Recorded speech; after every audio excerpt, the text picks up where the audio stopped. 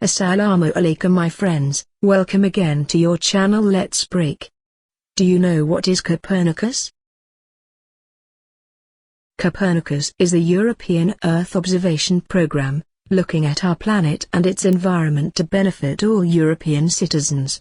The program consists of a complex set of systems that collect data from multiple sources, Earth observation satellites and in situ sensors such as ground stations, and airborne and seaborne sensors. Users have full, free and open access to this data, which is also processed to provide a set of services based on reliable and near real-time information. Copernicus services address 6 thematic areas: land, marine, atmosphere, climate change, emergency, and security.